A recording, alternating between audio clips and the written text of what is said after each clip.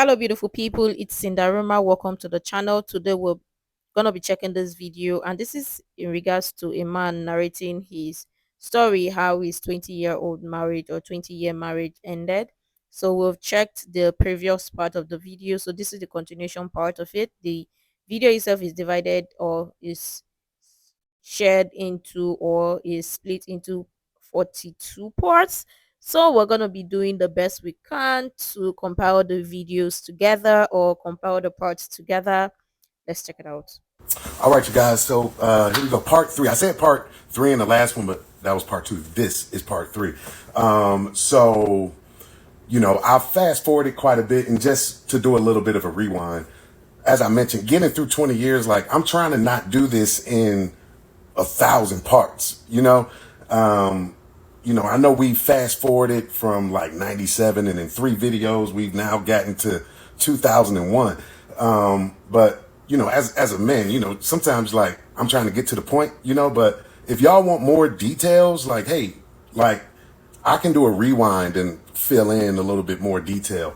I guess that's what we'll call it, a rewind, if I need to go back a little bit and provide a little more context, to give a little bit more understanding of my story. But as I mentioned, going over 20 years, and I've never spoken about like the whole story, if you will. But I'm trying to rapidly get you guys to the big event that took place that caused us, my 20-year marriage to abruptly come to an end. But at the same time, trying to provide some good detail and that kind of thing. So just talk to me, and, we'll get through this together. But so now, once again, we've arrived at Tennessee, and I want to do a quick rewind on Tennessee just to give a little bit more context on what made us feel that, hey, this is the place where we want to be. So before we moved to California, still living in Detroit, her sister, the gentleman that I said in the gospel music industry, her sister, maybe a little bit, maybe close to a year or so after my wife and I started dating, she met the gentleman that she's now married to. He was already living in Tennessee, but he would fly to Detroit to come and see her. And he was talking big talk to her, hey, we're going to do all these phenomenal things. We're going to start at the top and work our way up. I mean, he's talking that talk, and I remember we were like, at this point, I'm already, the family loves me, the mother and father, they love me. I'm already like really ingrained with the family. And, so here he comes in, now he's the new guy. And, I remember, we were having family meetings like, hey, we don't even know this guy, because he was just talking so big and talking about how he got airplanes and this kind of thing.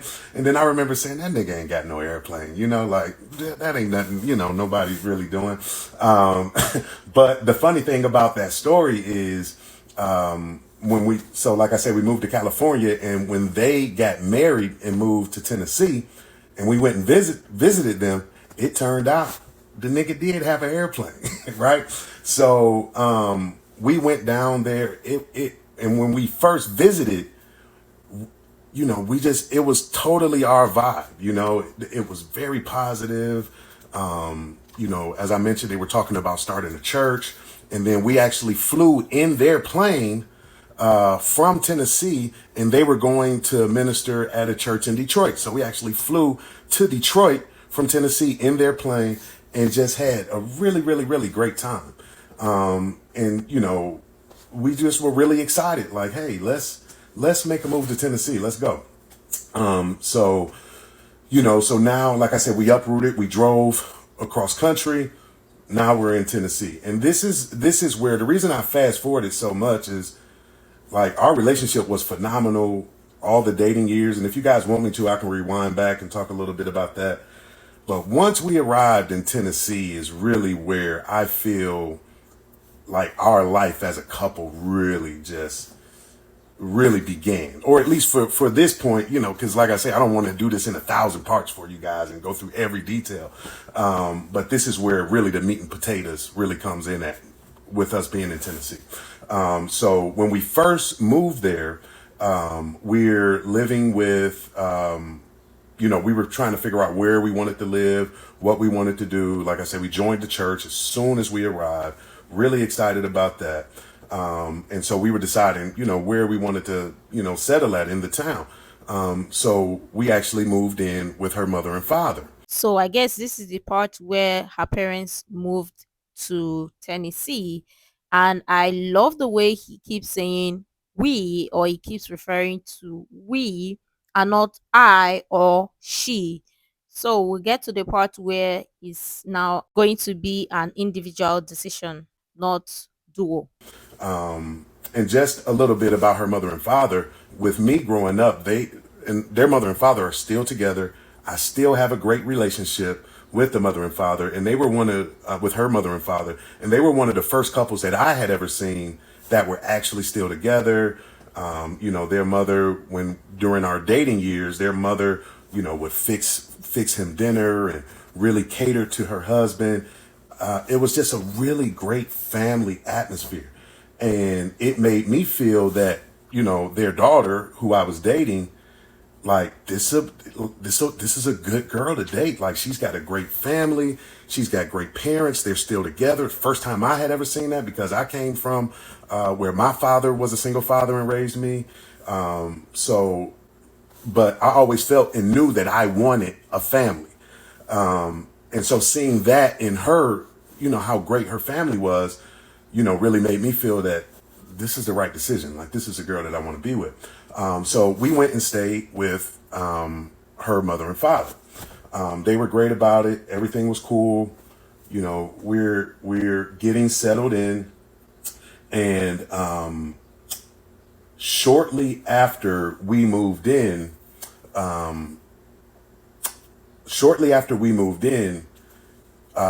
there were some things that started to happen. And this is the part where I'm a little like, man, do I really want to tell this part? Because, like, I don't want to put other people's business out there, but I don't think they would mind. But like, look, you just do what you got to do. We'll just get into it. I mean, I can delete the video if somebody feels a certain way about it. So we're living with their mother and father, and at the same time, she has her other sister, who moves in. So as I mentioned, she has two sisters. She has the sister who married the gentleman who is in the gospel music industry, really phenomenal artist. Like, he's in the gospel music industry. So you got that sister. They have their own home. And then her other sister had recently got divorced from her husband, and she wound up moving to Tennessee as well from Detroit. And she moved in with the mother and father as well. So we're all in the house together. So now I'm leading up to the first, like, huge event where my ex-wife was first admitted to a mental health facility. Before he continues with the rest or the remaining part of the story, I just want to chip in something. Now, this is the problem here. Lots of people try to measure other people's relationship or mirror other people's relationship to think their relationship is going to be the same, or see, because this particular family have this type of relationship or have built this type of relationship, then their own is going to work the exact same, or it's going to be the exact same. That's a problem we see and many people get, because he stated that because he is coming from a broken family per se, and she is in a family where, or she comes from a family where both parents are together, so he mirrored, or he felt like that is, yeah, felt like, oh, then she too would also know how to keep family together. I mean, two people are supposed to work together in a relationship or in a family, not because this person is coming from this particular home background and you think that's how it's going to be. Yeah, sometimes it might be that exact same way, but also remember that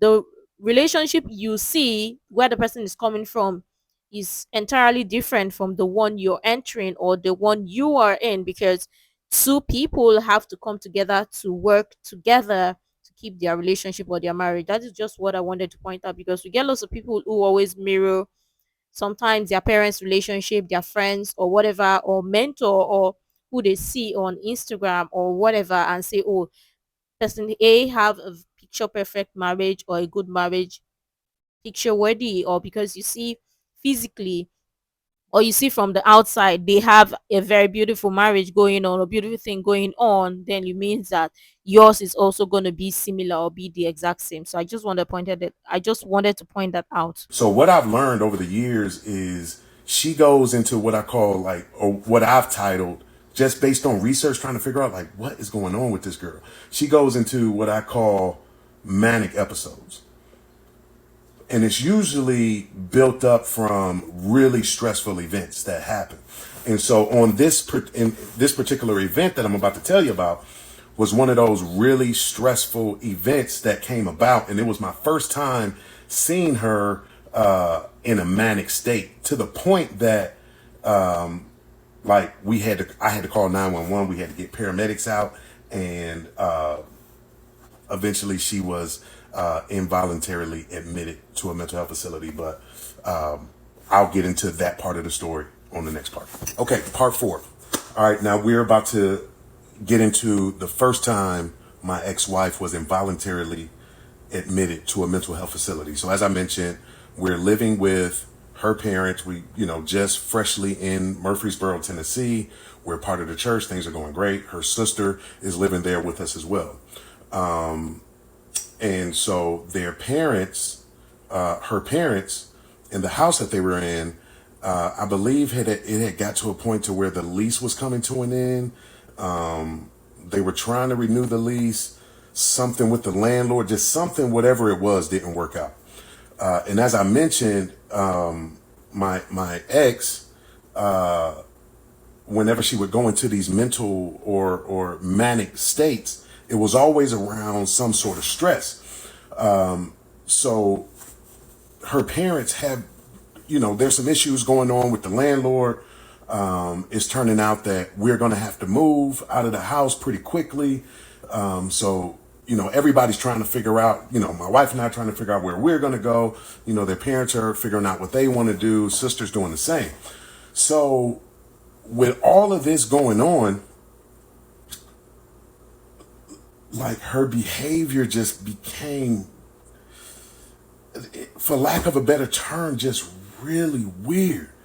Wait, everyone was living in the same house with their family. So and his wife's sister, and her husband, the other of the wife's sister, also live in the exact same house. I just want to picture or imagine that is how the house setting is. Or are we missing on something? It's not. I'm trying to understand. Is it like a mansion or something? And to rewind a little bit, she was always like, I was always trying to pull her off the ledge over, like during our dating years and the first couple of years that we were married, like, just socially, just personally, and I just kept this in my own head, like, she was a little weird socially, but I didn't make a big deal of it. But what I would do is I would just try to pull her back. Like, she was just really over the top with really trying to impress people or people pleaser. I remember I just tell her, like, you don't have to do all that. Like, relax, like, just chill. Like, people not looking for you to, she was always trying to, well, I can help you with this and I can clean, but you could tell it was just a little too much. It was a little weird. But in this moment, and like I said, this is my first time experiencing her having being in a manic state, or what I call a manic state. I mean, I'm no therapist. Actually, she's a therapist, which is crazy. And we'll get into that later. But this is my first time experiencing her going into a manic state. So I always knew she was just a little weird socially, but this was just escalated into something totally different. And we never really argued. And around this time, we're starting to argue for some reason, which isn't common for us. And, the parents are starting to notice she's acting really weird as well. And I want to give examples of what I mean by she was acting weird. But I can't think of any specific examples, but we just all noticed something was really off. But I guess this will provide a good example. What we noticed, because we got to a certain point where we started to try and talk to her, like, hey, what's going on? Like, is everything okay? Like, you've been, acting a little strange lately. Like, is everything cool? And oh yeah, I'm totally fine. Everything's fine. I'm good. I'm, this, that, and the other. And so we're like, okay, but everybody's starting to notice in the house something is a little off. And so on one particular night, and this was over the course of this buildup was maybe over the course of several days, maybe a week, and it got to a point where somehow we were all sitting in a room. Her parents were there. I was there. I can't remember if her sister was there or not. But she had all these documents printed out of like stuff that I had been searching online, and supposedly I was involved with all these other women, and she even made the claim that supposedly I was having sex and cheating on her with her sister who lived there at the time. And it was just like, what are you talking about? Like, none of the stuff she was saying was remotely true, valid, anything. It was just like she was just creating all these things in her mind. Like, even at one point she was talking about, like, supposedly I'm interested in bestiality and people having sex with animals. Like, it was bizarre. So I remember on this one day we were sitting in her parents' room, and I'm crying at this point. I'm like, what is going on with this woman? Like, it got to the point, like, it was scary. Her behavior and all these crazy things she's saying was so bizarre. So I remember looking in her eyes and I was like, Janice, are you in there? Oh, I said the name thing. Okay. I said, ex-wife. I don't know. I'm trying to keep the names out. But I'm like, are you in there? I'm like, I know you're in there. Come out. Like, I'm yelling at the top of her lungs. And like, she reared back and was just like, I don't know, it was weird. And then I remember, like, we went into the bathroom after that, and she was talking about, like, look behind you. I see angels behind you, and like, she was seeing things that weren't there. It was just crazy. So, on that particular night, like I say, I'm yelling at her. She's seeing angels and just talking about all this crazy stuff, to where her parents were like, we need to escalate this. Like, I think we need to get her to a doctor. Like, she really needs help at this point. And I'm like, me and her sister, I'm like, we all agree, like, we really need to get her some help. So we called, I can't remember if we called 911, because there were a couple cases over the years where I had to call 911 to come and get her, like, call the paramedics out. But I can't remember on this first instance if we called 911 and had the paramedics come out, or if we took her to the doctor. One or the other happened. Either we went to the emergency room or we called the paramedics. I can't remember exactly what happened. But whenever we started talking to the doctors, we're at the emergency room, we're at the hospital. Like I said, I can't remember if that was by ambulance or if we drove there. But once we get there, her parents are there, I'm there, she's there, and we're like, something's going on with her. We don't know what it is, but she really needs help. And she started telling the doctors, I'm not the one that needs help. He's the one that needs help. Like, he's crazy. He's out of my mind, and this, that, and the other. And then, the doctors were saying, well, we need to evaluate you to find out what's going on. And she was like, I'm not the one that needs to be evaluated. He's the one talking about me. I'm not the one that needs to be evaluated. He's the one that needs to be evaluated. And there was this whole back and forth. Well, I'm not going to let you guys talk to me unless y'all talk to him, because he needs to be evaluated. He's crazy. He's this, that, and the other. And so we're all looking around like, yo, like, at this point, like, I love this woman so much. I'm willing to do anything to help her get help. So it was like, look, if you want me to be evaluated, and that was kind of the agreement, like, if you want me to be evaluated, I'll let them, whatever this evaluation is, talk to me as long as you talk to them. Right? So she agreed to that. That was the only way we were able to get her to actually go and talk to an actual doctor. So let me get this straight. So she is a therapist. Interesting. So now we're both getting evaluated at this point. And I'll tell you what happens on the next part.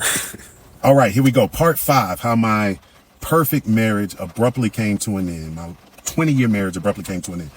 So where do we leave off? We're at the hospital, right? So before we get into what transpired at the hospital, I want to rewind a little bit and give a little bit of context that's going to tie in later on into the story. So obviously, as I mentioned, this is my first time experiencing my now ex-wife going through what I've called a manic episode, or going through in a manic state. And what I learned over the years is whenever she would get into this, have these manic episodes, she would also get hypersexual. Like the sex would just be through the roof, completely uninhibited. And we were already like very compatible intimately. But whenever she would get into these manic states, it was just on another level, if you understand where I'm coming from.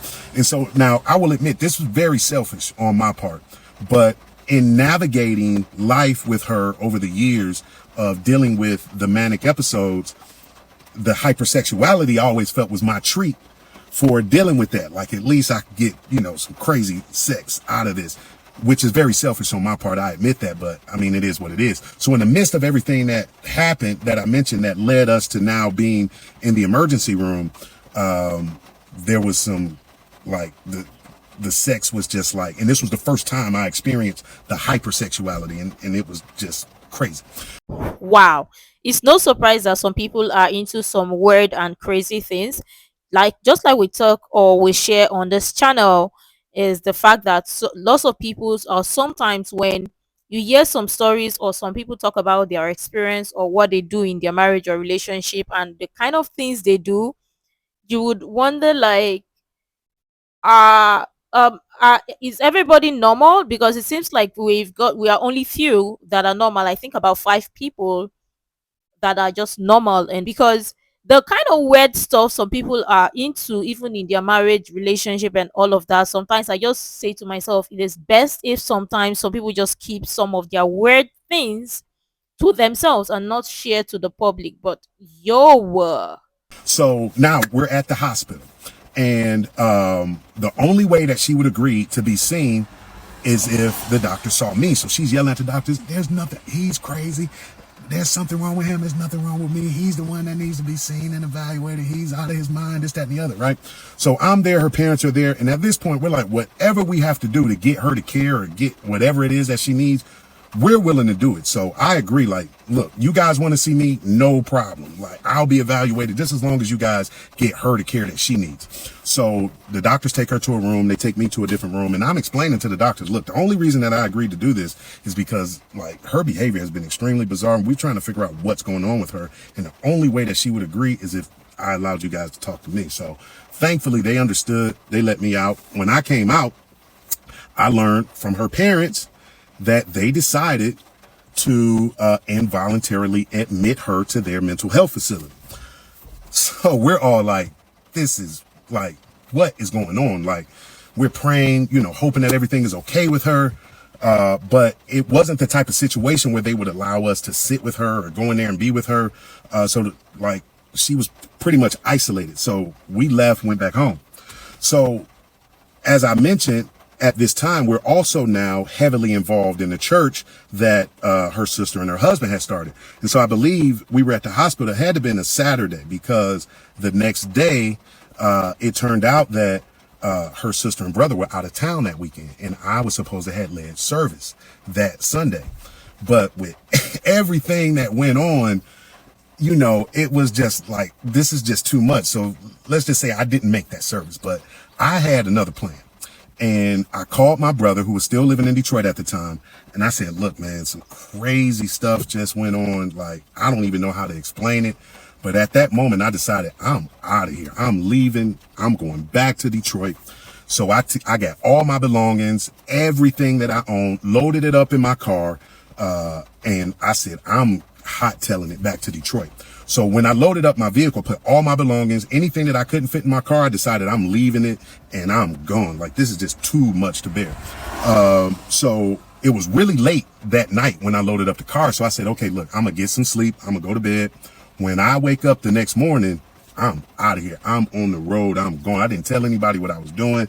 I said, I'm out of here. So I go to bed that night, wake up the next morning, and guess what? My car was gone. And I'm like, where is my car? Come to learn, my car had been repossessed. And at that point, now I'm stuck. No car. All my belongings were in the car. So now I have nothing. And, I guess it's a thing of just fate got in the way, right? Because it turned out that because of that, I had no choice but to stay and deal with what was in front of me, this craziness of what was going on with my now ex-wife, and just dealing with all of the madness that was going on. I was trying to run away from it, but now I had to deal with it because I didn't have a choice. And I look back on that situation and I say, like, man, what would have happened had my car not been gone?